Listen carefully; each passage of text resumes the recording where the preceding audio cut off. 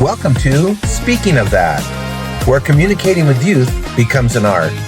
With over 46 combined years of experience, my daughter and I share what we learn about connecting with youth through laughter, learning, and especially heart. And along the way, you'll discover why your story matters. Hi guys, I'm Dahlia Lozano. And I'm Ray Lozano, her dad. Yay! And welcome to Speaking of That.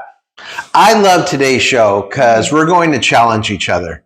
We haven't planned this out very much, but because of our background in speaking, we are going to talk about the anatomy of an introduction. And one of the things that I see a lot of speakers, the mistake that they make is they think one size fits all, and it does not. Right. And so you have to have a whole toolkit of openings that you're going to use for different groups that you're going to be speaking to. So what we're going to do is we're going to give each other a challenge. I'm going to tell her what group she's speaking to and what kind of opening she would do. Okay, you ready? Yes. Okay, let me see. Thinking about this. You walk onto a campus, you get into the office, you realize that office people don't get along very well, so they don't even say hello to you. Middle school or high school? Middle school. Okay. Okay, so you're going to be speaking to 7th and 8th graders. Okay. As you go through the campus, you realize that the kids seem a little bit upset, maybe a little bit confused, and you're doing a classroom presentation. So before you get started, you realize that the teacher drops the hammer on these kids. Like, you better listen. You better not, talk while she's talking. You better give her the respect that she's going to, that she deserves. All right. And because this is one that we've had. Yeah. How do you deal with it? Okay. First thing, I have found there are two types of schools that have that type of teacher. Okay. Either when the kids are really rowdy or when the kids are really not. Okay. And so sometimes the teacher does need to be like, hey guys, quiet down, right? But from what you described, it sounds like the kids aren't really talkers. No. And the teacher's still dropping a hammer. So with that and the way that you described the office, very familiar with that. Right. So what I would evaluate is, this school kind of has a little bit of a not so fun culture issue, and it's probably trickling from the top down. Okay. So what that means is that these kids who are just kids who are coming to school where, they want to be excited, they want to learn, they want to do kid stuff all day, they're probably kind of beat down just a little bit, right? Right. So I would want to find a really respectful balance between respecting that the teacher is probably going to be looking for me to be pretty, dry, and not so overly goofy. Right. They're not going to want you to come in there and like, hey guys, juggling. Yeah. So I'm definitely not going to do that. So I'm definitely going to tone it down from what my normal might be. At the same time, I want to let these kids know, hey, if this environment maybe doesn't feel so great, understand there are parts of the rest of the world that really, really do. So the kind of intro I would do is something that would start maybe real soft and build a really nice warmth. I love it. Yes. Intro. So I would probably start with something like, hi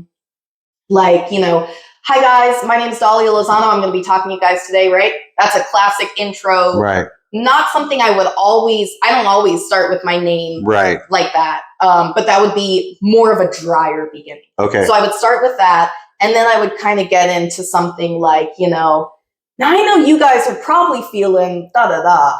Well, what I'm here to talk to you guys today about is, and that's when I would start kind of bringing some light, bringing some softness to the presentation.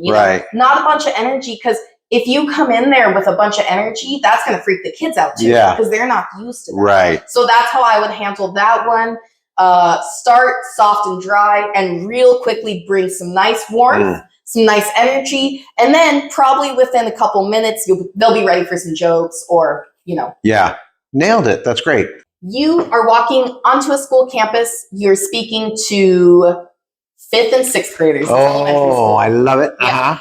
When you get onto the campus, Office is super excited. Oh, and they know that you were coming today. Okay. Yeah, that's good. So when you walk in there, they're like, you must be Ray Lozano. Yes. Okay. And then, the teacher comes out. She's like, oh, we've been waiting for you. We're so excited to have you here today. As you're walking, there's signs everywhere like, you matter, and share your, make somebody smile today. Make someone smile today. Exactly. Yeah. And then when you get into the room, the kids are rowdy. Rowdy. Oh, yeah. Rowdy kids, right? Yeah. And they're excited. They're happy, right?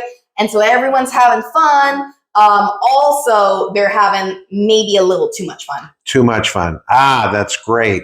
All right. I love that because I've been in that scenario so many times. And so a rowdy classroom, their teacher's probably going to do Ray Lozano, good friend of mine, brought him in to speak today.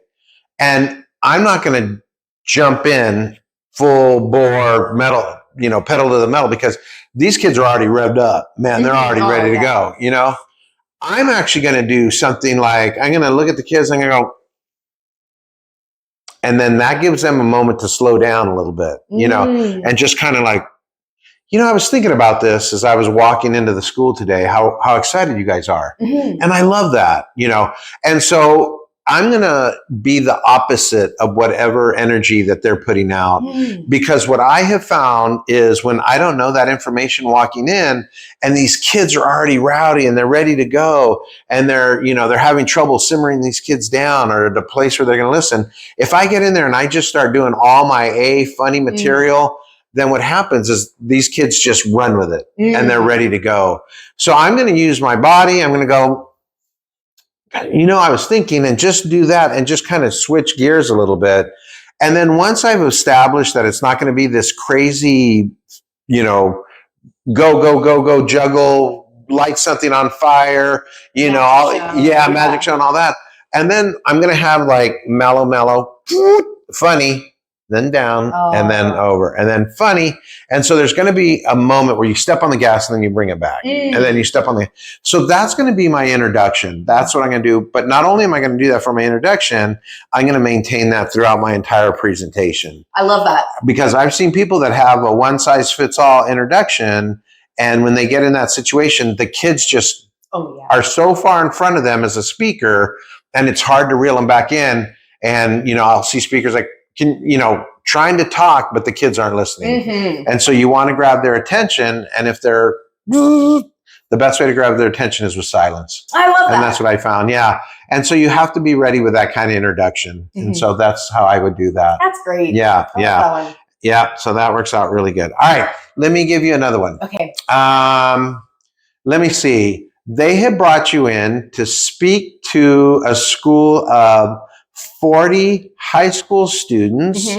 They are either credit deficient or on probation. This is the very last step. They're going to do an introduction, and out of the 40 kids, maybe about 8 are going to have their head down on the desk the whole entire time. And they are not there for you.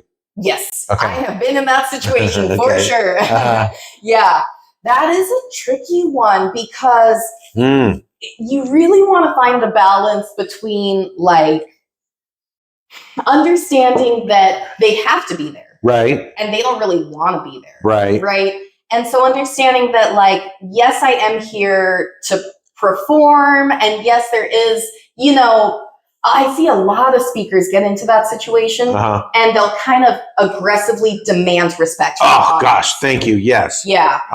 And that kind of breaks my heart because that's what these kids are kind of experiencing all day. All day. And so what I would do is I would walk in there and I would, in my mind, acknowledge I'm coming into their house. Right. I'm coming into their space. I love it. They don't necessarily want me there. They're not happy to see me. They're not happy to be sitting there. So what I would do is I would walk up there and kind of address it. Right. And I would say something to the effect of like, hey guys, I know that at this stage in life right now, you have a lot of people telling you what to do and what not to do. I'm sure it's really tough. I'm sure you have a lot of, feel like you don't have a lot of freedom. I'm not here to do that. You know, the people that are doing that, they're doing their job. They're doing a great job. Right. I'm not here to do that. What I'm here to do today is just to give you some information so that you can make the best decision you can make for your life. You know, and that kind of gives a little bit of ownership to them that they might not have had before, where I think a lot of people want to get up there as this authoritative figure and kind of have the attitude of like, you should want this information. Yes. And I think listen. Yeah. And I think a more gentle approach is something like, hey guys, because I'm up here, I'm going to give you information. Take it or not, whatever you do, I hope you have a great day. Right. You know, that kind of mentality. Yes. Yeah. And so when you have that mentality, it can kind of translate to that. Like, I'm just here to do this. And if you want it, great. Yeah. If not, you know. Yeah. Because these kids in that situation are so used to having somebody hammer it on them. You got to listen to this because it's going to make your life better. You got to, and a kid hears that so much. So what you're talking about is like, hey, I'm going to present this information, hear it or not, it's up to you. Right. All of a sudden it changes that whole bit of information. I love that introduction. That's really a good one. Yeah, that's a tough audience, but man, that is an audience that is close to my heart. Same here. Sure. Same here. Yeah. Okay, let me give you another one. Okay. You are walking onto a high school campus. When you get into the office, the staff did not know that you were coming. Oh, yeah. That's a regular. So the staff is like, a presentation? Okay, let me call Mrs. Myers. You know? Yeah. And then they figure out, you know, where you're supposed to go. You get there. The mic is cutting in and out. Oh, man. And they're like, oh, if you just, you know, push this button, it will work. Yeah. And then the kids come in and you can tell they really want this information, right? But the teachers feel a little detached from the kids to where you can feel like the teachers are just, you know, they're just there to just teach and go home. Right. And so you can tell that these kids are like kind of excited. You can see them talking to their friends. Right. Maybe they're even like, you know, okay listeners. Yeah. But how would you handle that situation? I love that. That's another regular one. I would do a real friendly introduction. I would definitely walk up there with a smile on my face because as soon as they introduce you, kids are immediately looking at you. And if you walk up there, and these are the things that I think young speakers don't think about. If you walk up there like, oh man, I'm kind of worried, they're going to see that. Or if you walk up there with the, you know, so I always make sure as soon as they say my name or as soon as I walk out, I'm smiling. Because I'm happy to be there. And I'm going to do a real friendly introduction. And in my head, I'm going to tell myself, I'm here for the kids. I'm not here for the teachers. Okay. If the teachers hear it, great. If they don't, great. If they're on their phone in the back, great. It doesn't bother me because I'm here for the kids. So I'm going to do all of my A material for high school students that's going to rope them in.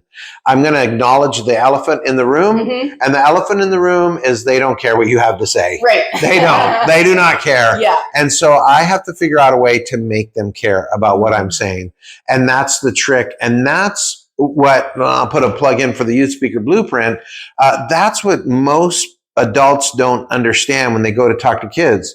Most adults have the attitude of, I'm an adult, you're a kid, you listen to me, that's the way it is, you know?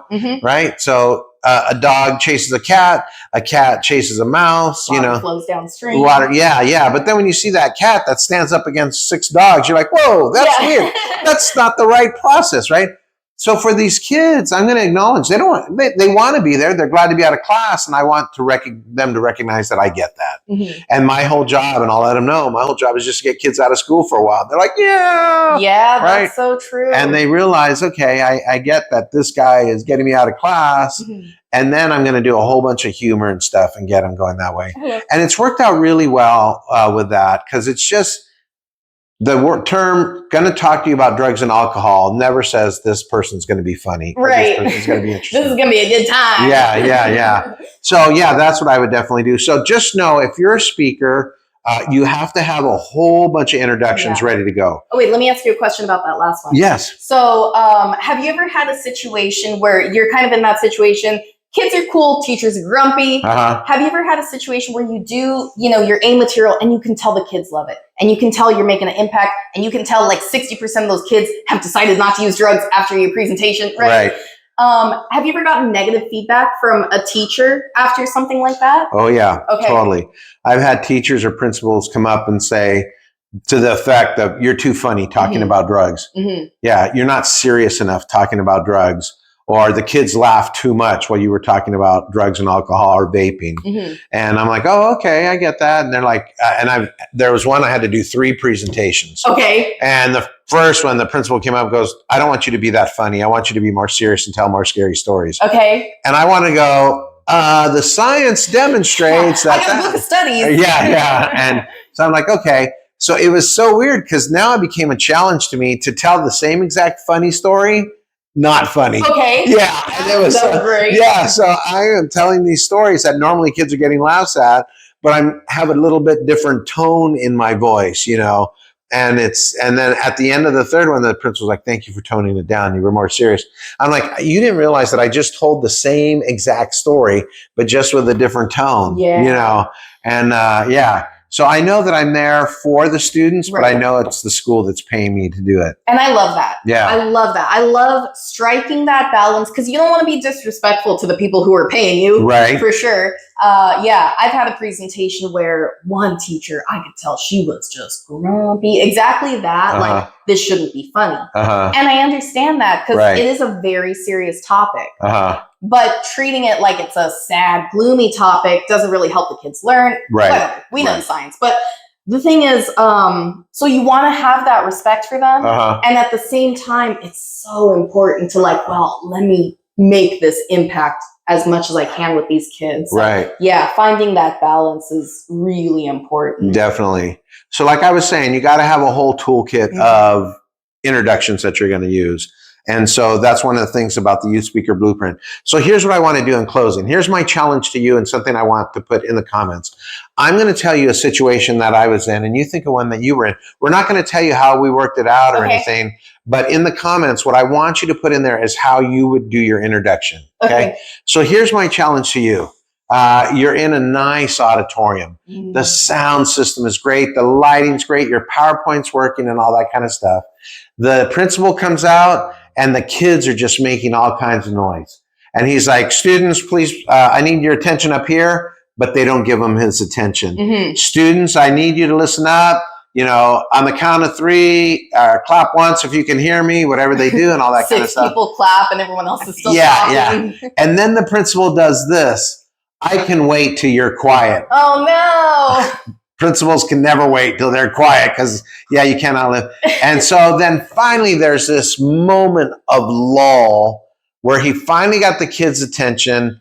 And then he goes, I'd like to introduce, insert your name, who's going to be talking on the topic, insert your topic, and you're going to please pay attention for the next 45 minutes to them. What's your introduction going to be on that one? Because that's a regular one. Put something in the comments. What's yours? I love that. Okay, I got one. This one is a lot tougher than it would seem. Okay. You walk onto a school, fantastic staff. Everyone's nice, everything's clean. When you get there, the students are so used to being so well-mannered and so well-behaved that they do not make a peep. Yes. They are a 0 peep audience to where you tell a joke and there's kind of smiling, but no response. No feedback, right? Not a peep. What kind of intro are you going to do there? Yeah. Oh, I love this episode because I have so many more. So let's do a part 2 down the road. Okay, definitely. All right, you guys, check out the Youth Speaker Blueprint. Thank you so much for watching today. My name's Dahlia Lozano. And I'm Dahlia. Yay.